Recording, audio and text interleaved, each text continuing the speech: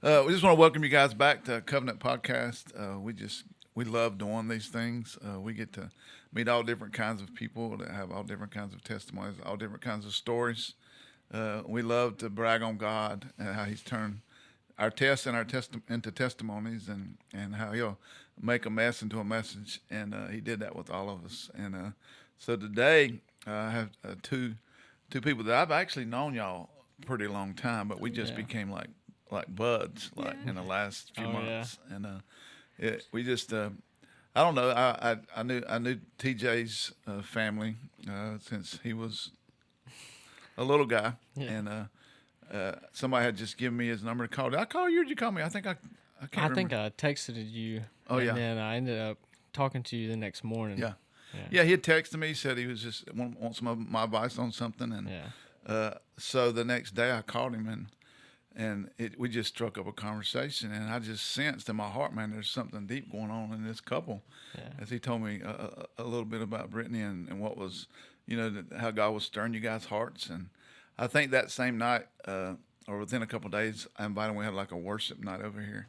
And I said, y'all want to come? And they were like, yes. And in that moment, that night, I remember just feeling like, man, what in the world has God up to in this moment? And introduced you guys to some of our people from the church that are more their age because I'm old. And they just clicked, man, and they've been hanging around those guys, and God's just doing something amazing. So we'll start with just a little bit about your lives, and then you're going to lead right into how you met, and then how Jesus got intertwined into your story. So you get to go first, I guess. Well, I grew up here. I've always, been around the Lincoln area. I went to First Baptist, was going to youth there, since middle school. And that's actually where we did meet.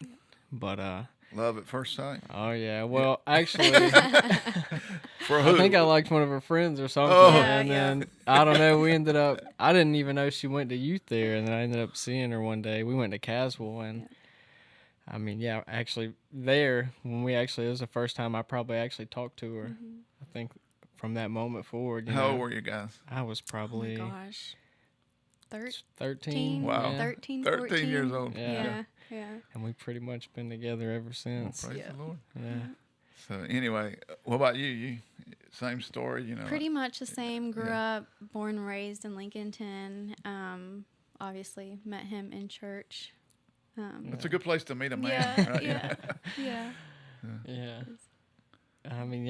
There's not much. We just grew up here, and we met so early that, we just kind of always been together. Yeah. How long you been married?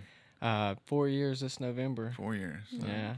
So anyway, y'all are moving along. You both had some kind of spiritual background. Yeah. And obviously you were both Christians, but here lately, how would you describe that one? Like what's happened lately?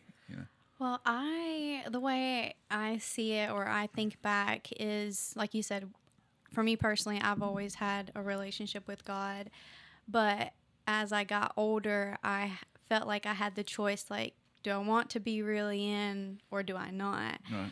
And I kind of just spent a lot of years being very lukewarm. I guess, like, as soon as I could drive, I was like, peace out, I'm not going to church. I'm going to hang out with my friends on Sundays, do whatever I want to do. My parents were going through a divorce as soon as, shortly after I got my driver's license. So watching my family go through that was very hard. Mm-hmm.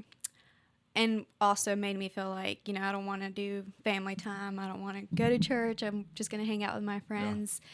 But there was still always something in me pulling me back. So I'm thankful for, the foundation that I did have. Yeah. I say foundation because here lately I've realized it wasn't a strong foundation. Yeah. And just, again, those feelings of being lukewarm, I felt like I always had one foot in, one foot out. Right. And I feel like that's the most dangerous place to be. Yeah. Because you don't truly give yourself to God. So what are you truly giving yourself to? Yeah. Amen. And for me personally, I just felt like wanted to be distracted any way that I could be. I started to smoke a lot of weed. Yeah. You know, during this time, I would say like starting like 2020, all of the COVID craziness was happening. So any way that I could keep myself distracted is what I wanted. Yeah. And with that, it started to become, I kept telling myself, oh, this is healing, because I was starting to have a lot of anxiety about my day-to-day life. I was extremely stressed at work. I felt that the only thing I was good at was my job, and I loved it. I loved everything about my job, my patients, caring for people. I was one of her patients. You were at the dentist office, right? Yeah. And but I believed that I was so good at it. Yeah. And it was so fulfilling for me to be able to like care for people and have them entrust me back. But when I realized I got to a point where the one thing that I truly loved was not loving me back, or like the love wasn't there anymore, I started to spiral. I was like, what am I doing? What's going on? Like, this is my everything. And it's making me hate myself, hate my life. Right. So I just indulged completely in weed. I, again, would tell myself, this is healing, it's helping me, and it does, you know, but I got to the point where it became my idol. Yeah. It became my distraction. It became something that I would use to just suppress my feelings and escape. Escape, not face pretty much my demons, you know. Yeah. But yeah. Yeah. Where were you at during this time? Yeah. Well, I mean, I was lucky enough to have a foundation, but like what she said, what I thought was a strong foundation, and you know, I kind of struggled with the same things. But in this time, you know, I was kind of going through a similar experience with work. You know, back in 2019, I was COVID hit. I just became a manager over a tire distribution plant, and you know, I was working a lot. COVID hit. I went from like 24 employees to 9, but you know, we just got even more busier, and Right. I was salaried and ended up working like 15 hours a day. I wouldn't get home sometimes till 11 o'clock at night, you know, working all day. And Not good for the old young married life. no, I mean, I do have to say in that time though, you know, I was probably one of the closest I've ever been to God, Yeah. you know, because I knew that I didn't want to do it anymore. It was taking a toll on me, and, you know, I was super stressed, and I've never really struggled with, you know, stress and anxieties and things, and then I was struggling. So, you know, I would go to work, and I would go to our paint closet and, you know, just sit there and pray, lock myself in there for 30, 40. I'd be in there, you know, sometimes I don't even know how long. I could be in there an hour just praying and just, you know, so in that time, you know, I was probably, like I said, one of the closest I've ever been to God, and, you know, trusting in Him in that moment. So 2020, by the end of 2019, actually, I quit, and within, you know, 2 weeks of quitting, I got an opening to, you know, do what I'm doing now, and it was completely unplanned. You know, I was like, all right, God, I just know that I can't do this anymore, and you know, I trust. And we had a house, you know, I bought a brand new truck the same year earlier, and I was just like, I don't know, you know, how we're gonna make it. But like I said, within 2 weeks, you know, He already opened up a door, so Right. I knew I've even seen Him move in that moment and trusting Him. And then 2020, once I got into that job, it's like I turned away, you know, once I got What you wanted. a blessing, you know, Yeah. once He answered, you know, I kind of forgot all about it, and I just kind of turned away, and I stopped praying to Him, thanking Him. And luckily, you know, in that time she was struggling, I got that job, so she was kind of able to take a step back and move away from that job as well. But it was just looking back now.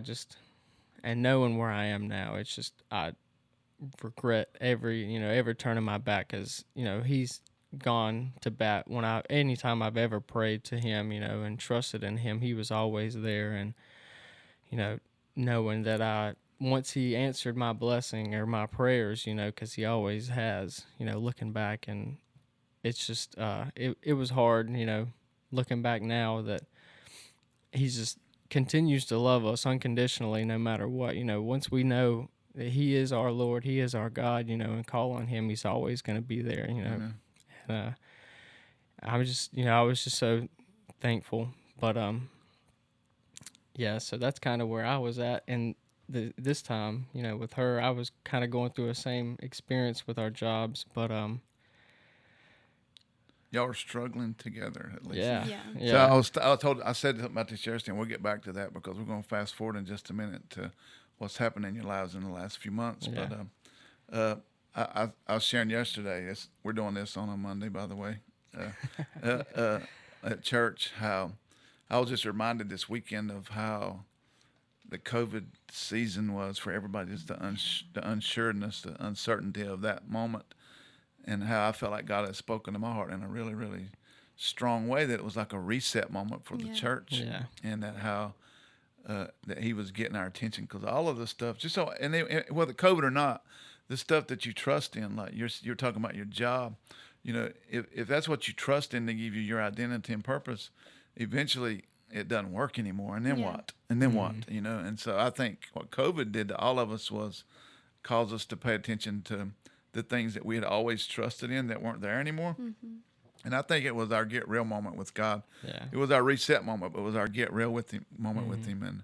And I'll never forget when we came back to start meeting, I felt something so different. God had taken me to the book of Malachi in the middle of the pandemic, and I just began to study that word. And in the very first chapter, there's a challenge to Israel, God speaking to Israel about their disrespectful worship of him. Mm-hmm. They had nonchalant, what you're talking about, kind of a nonchalant approach to God. And he said, you give honor to all these other things, but you don't give honor to me. I've chosen you, but you keep choosing another. Mm-hmm. And yesterday when I was reminded of that again, of their challenge that they were bringing corrupt worship or lame or less than their best to God. And that's really what y'all are saying. I believe you fit right into my group. I see what God's doing in this moment. I think we're either in or out with him now. I don't think I don't think you can be. I don't think we ever could, but I think we see it now. Yeah. Oh yeah. And so I think y'all are part of that group. Actually, the reason I think you're sitting in this room today is because I watched your lives and over the last few months, and I said, that's part of. I told Ryan, I said, they're part of that group of people that decided, I'm going in. Oh yeah. I'm going all in, and I'm not going to stop. And so, fast forward the night after, I want y'all to tell me a little bit about what's happening in your lives. And since that night, the night we had invited you guys over here, and you came over that night of worship. I remember looking at y'all that night and thinking to myself, wow. I mean, that's just what I thought. I wasn't trying to stare y'all. I was standing near y'all during worship, and I saw this look in your face, like you were looking into the eyes of Jesus. And after that, we talked for maybe 30 minutes. But I've watched that season, that period of time, springboard you guys into this other place. I want to know about that. They want to know about that. Yeah. So. I feel like that night of worship, I was just so overwhelmed with just so many emotions, but just sorrow was the main one. Wow. I think I sobbed the entire worship. But I was just in so much disbelief that I just felt like God was shaking me, and he's like, wake up.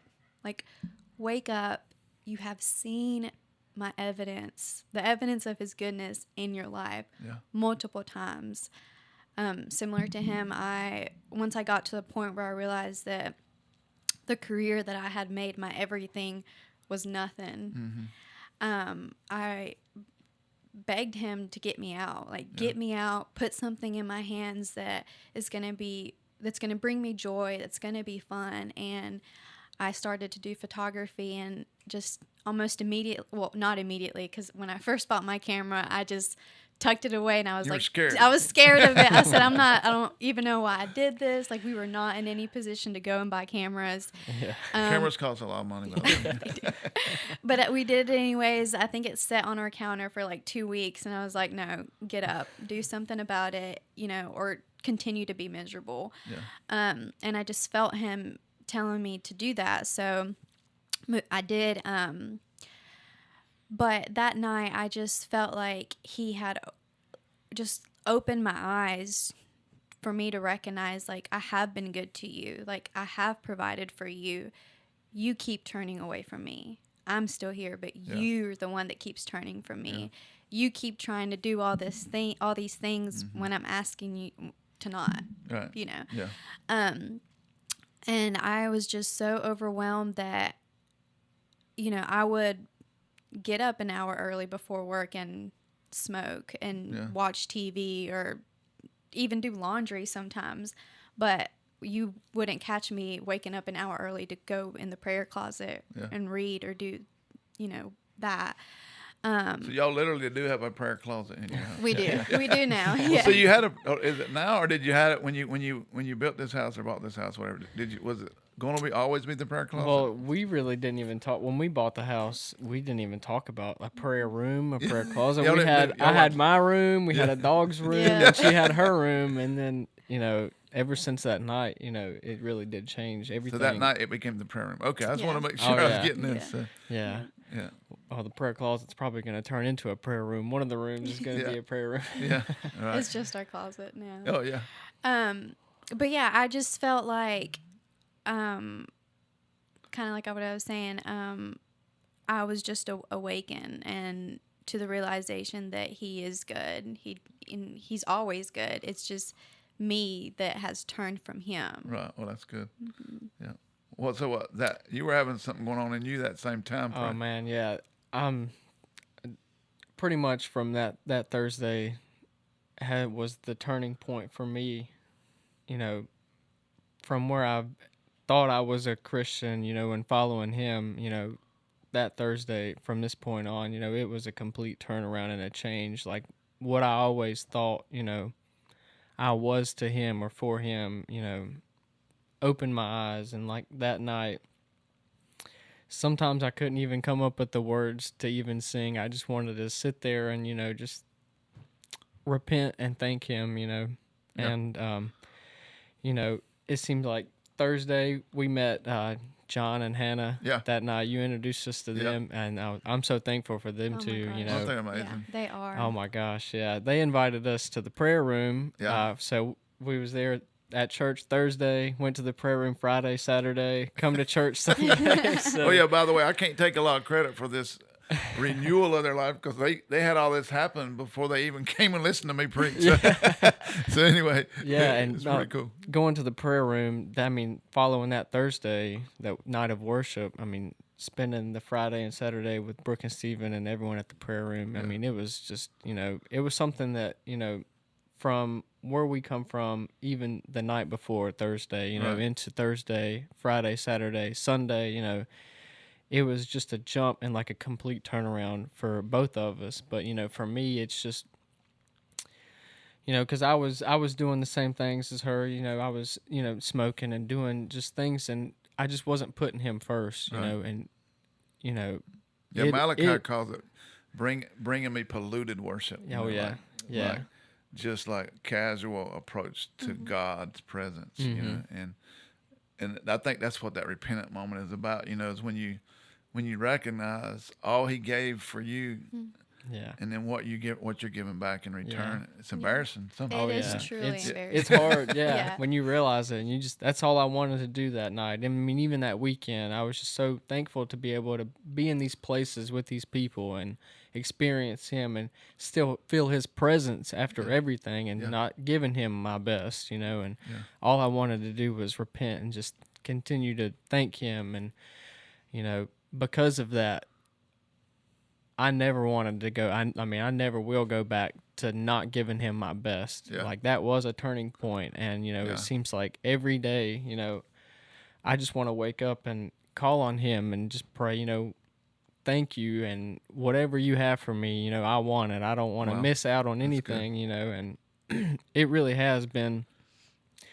Like when I said 2019, I thought it was the closest I ever have been. And, you know, it wasn't nowhere near what I have now with him, you know, and it's amazing that just in a day, once you commit that to him, how much can change in 24 hours, you know. It's just, I'm just so thankful, and I'm blown away every day, to be honest. It's just, well, from my perspective, I saw it kind of happening, you know, in front of my eyes, you know, and I would see you guys come in on Sunday mornings, you know, in these last few months, and you never come along. They always bring somebody with them, you know, which is pretty cool, you know. But I watched your hunger, man. I mean, y'all are like sponges, you know, like I mean, they sit right on the front row, you know. They're like, I mean, when worship starts, they're like, boom, they're all in, and that joy that you have. But I think one of the keys, and I was kind of want to talk about this for a minute, is that y'all are doing it together now. I mean, like, when y'all went in that Thursday, when y'all decided we're going to go in deep, I think independently but together, you made that decision that we're going to do this together. Yeah. Our lives, our marriage is going to reflect this. Yeah. And so how's married life changed for you since the Thursday night? Oh, I'll let you talk on it first. Well, somebody said to me one day that they're like, you know, your husband is heaven sent. And I was like, yeah, he is. But there are times where I feel so low, and I will just look at him, and he just can radiate this joy. And I'm just like, I want to be like you. Like, I want to have. I know why I let you go first. Like, when I, like, even like like last week, I was, you know, just going through like a roller coaster of emotions, and he's like, babe, it's fine. Like, truly trust him and know that he's got you. And I'm like, can I have that? Like, give me that. But it's so encouraging, and I want to follow him wherever he goes. You know, I pray every day that the Holy Spirit guides him, because he guides me. Wow. That is so cool. Well, yeah, and so I mean, recently, I've told her that I knew that I wasn't loving her the way that God intended for me to love her. And so I tried to like take a step back from everything, you know, and, you know, tell her I want her to trust me. And, you know, I pray every day that, you know, God shows me his love, and I can know his love more, so I can pour that out and love her, you know, the way that I'm supposed to love her. And, you know, I love her now in a way that I don't even try, but she tells me that, you know, she feels my love more now than ever. And it's nothing that I can even notice that I'm trying to change. It's just because of me seeking God and his love, that it's just, I can't help but love her in that way. And it's just, so really it has changed our marriage, you know, just in the past couple of months. Yeah. I feel like individually, like, the closer we get to him, the closer we get to each other, like almost like a little triangle. That's what we use that a lot. And I did a lot of premarital stuff, you know, where we use that triangle example, like, you know, TJ, Brittany, God, you know, and the closer you get to him, the more you actually really do love each other. It's God's design, you know. He's the one that thought up that marriage thing, you know. Oh yeah. He did the first marriage in the garden, you know, and he knows what he's talking about. It's God, you know. And, it's interesting to me, you know, that he says in Romans that you don't need to feel condemned when you get back. You know, that repentance stuff you have. You don't have to feel guilty about what you were. You don't have to feel guilty about smoking weed back then, or not chasing after God back then. Yeah. That he let that all go that night, you know. But your hearts are so soft now. Your hearts are so pliable. I see that in you so much. There's such a hunger in you two guys. Oh, yeah. And like you just said, you know, and that's what's changed me more now also this time, you know, because I know he completely changed me, but it's the fact that knowing that I don't need to be condemned by the things of my past, and it is like such a freeing peace now. Yeah. And it just allows me to, you know, to seek him more and to like seek his love and pour it out more, to know that I don't have to be condemned by the things of my past, you know, or anything, you know, before the change, you know, that happened. And it's just made it so much more like easier to seek. And, you know, it gives me that hunger to, and cause there's nothing pretty much in the way. I don't, you know, some days I might think about it, but really, I mean, You're not free. to brag, but I don't think about it no more, because it's just, I'm freed from it. That's and it's just made it so much easier to, you know, to do what he has called. And, you know, it's just amazing, honestly. Well, I know I know you're like me a lot, because I know you were an athlete and you played sports and things like that. We compete so much that we feel like we got to like earn our way along. Yeah.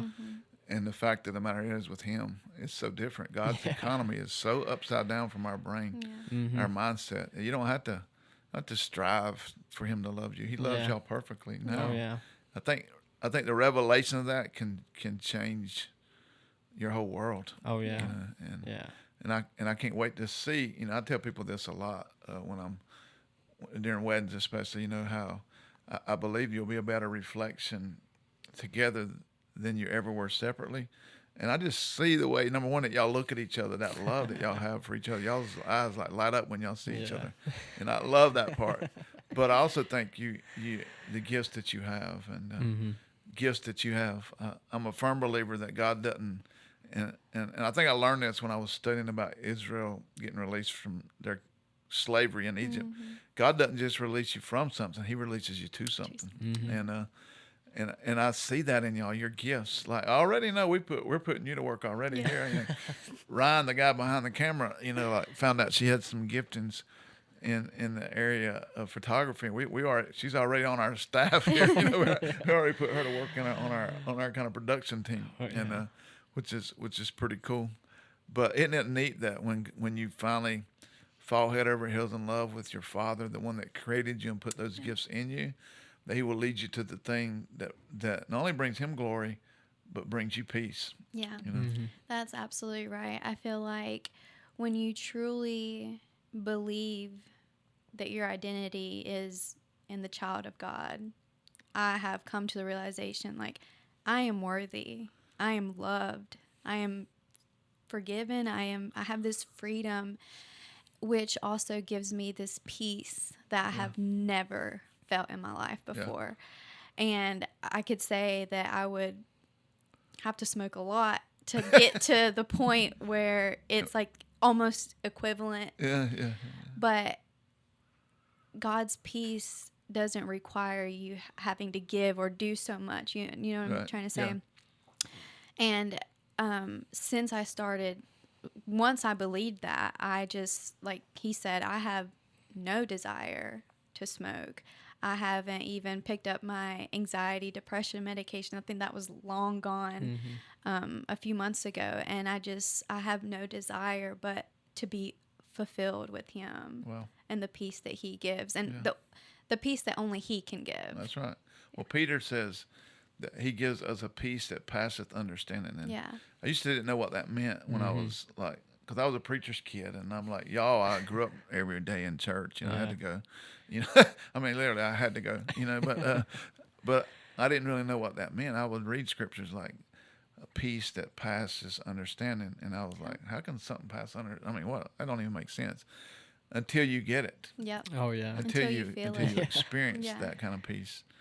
It's a Christ. peace you can't explain You to can't. anyone that means. doesn't have it. You know, I mean, I can try my best to tell you, like, what I really feel about him, what he really feels trust about him, me. lay it all over, and you know, because that's all. I mean, that's what it is, and until you do it, I mean, even when you have it, you can't explain it. You know, it's amazing. And the worries that, you know, we carried before we gave it to Him, it's like all those things. You know, they don't even come to mind no more. You know, finances, or, you know, your job, stress of a job, or you know, just all sorts of different things. It's just, it's like they can't bring you stress or they can't bring you down. They have no They power. can try Yeah. so hard. I mean, I could have one of the worst days at work, but I have people at work tell me, man, why are you smiling?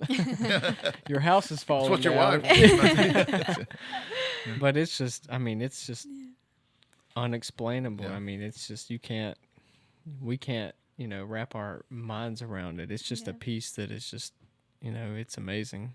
See, one of the reasons I thought your story was interesting, I said earlier, a lot of times we think we want to do podcasts with people that have been selling drugs or been in prison and all this other stuff, and you can do those. I'm not opposed to those, but I already thought, I think y'all had a beautiful love anyway. Mm-hmm. I really saw that in you before. I mean, obviously I've seen you since you've been married, and I would see that even though you didn't come to church here. I knew y'all, but this new thing that God has done in you that I think he's doing now. I mean, not that maybe he's always been doing it, but what I'm saying is there's a realization in me as a pastor, and I'm watching people's lives transform, and it's not just about I was in prison, but now I'm not.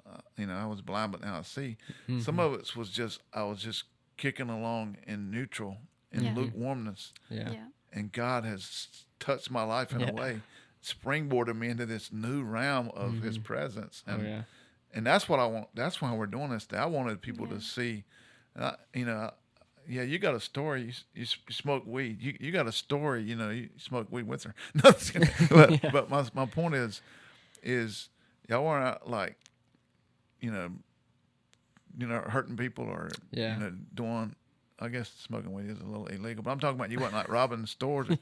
Y'all had an encounter with God. Mm-hmm. Yeah. That Thursday that has transformed your whole life and marriage. Mm-hmm. And from people outside looking in, they would think you were okay already. They would have thought you were okay already, but I would have agreed with them. I would have even said, I am a Christian. I do believe because I've always believed, and but. Yeah, like you said, I would have even thought myself that I was okay. But then when that switch happens, you don't realize, the change. And just like I said, in a day that would happen. And I mean, it's just like that. You know, you think you're okay and you're doing right, or you're not doing wrong anyways. And then it's just your expectations. I mean, it's just through the roof, Yeah.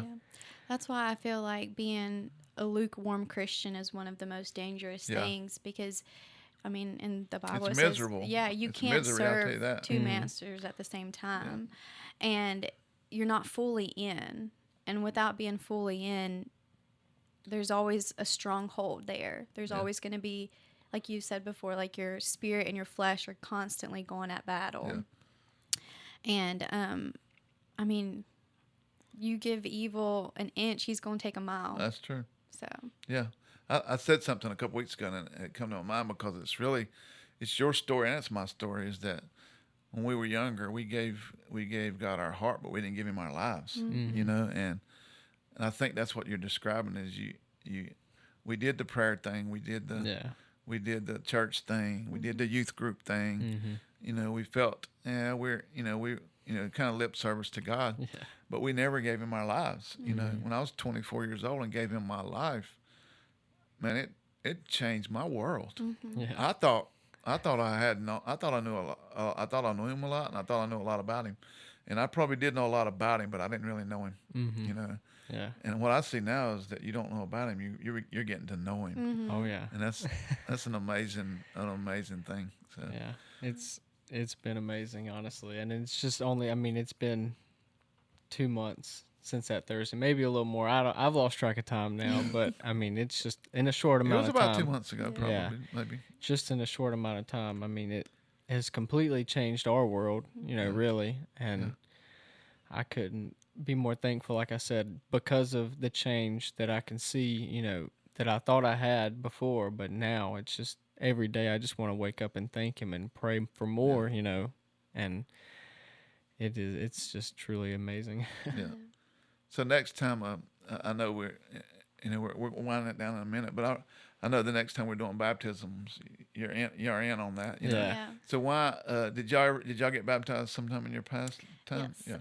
I did when I was younger, and a little church in Maiden. They planted a seed, and I'm forever thankful for them. But I was just kind of, everybody was doing it. You know, I wanted to be a part of that. I think I even had to go to a couple classes, and I think all I remember was having to memorize the books of the Bible. And but thinking back on that, and thinking about my life now, is I've been able to build intimacy with him and a relationship with him, and truly call him Abba, Father. Right. You know, and it's so more than fulfilling. Like, he overflows my cup on a daily basis. And now I'm just like, oh my gosh, like, I didn't know him like this. Yeah. And, you know, now I want to get baptized because I do know him better. I do know his love and his grace. Moment, you know, it's like that's what it's a fresh start moment. Oh, yeah. I've never been baptized. Yeah. Yeah. So I was saved when I was 14 at Caswell. Yeah. And, you know, that was an amazing thing, and I'm thankful for Caswell. That's where we met too. But I've never been baptized. Met your wife and your Savior. Oh yeah. But no, I've never been baptized. I've been super excited. I was supposed to get baptized this past Sunday. Yeah, he got sick on me. He couldn't come, but he's good now. Yeah, but it all works in God's timing, because I'm so thankful that I can get baptized with her and now. Wow. So I'm looking forward to it. Yeah, you're excited. I see that in you. So in closing, you know, first off, thank y'all so much for coming. Oh, you know, thank y'all. I mean, I've just fallen in love with your hearts, man. I can't wait to see y'all every week. And even if you're at the back, leaving on a Wednesday night, I'm like, what? So I just fell in love with you, and I think you're just a picture of what God's doing on the earth right now, and I love that. But in closing, if you could, like, whether they're young, y'all are young to me, you know, young couple married, or just young people in general, and you had to give them just a piece of advice where chasing that intimacy would come in, what would you tell them? And I'll let you go first. Just, you know, if you could look at the camera and say, somebody that's watching this that has, maybe they've made a commitment, maybe they haven't made a commitment to Jesus, you know, what would be your 1 minute speech to them? You know, like, I would tell them, if, just like me, I'm what used to be very lukewarm, but there was always something in me pulling me closer to him.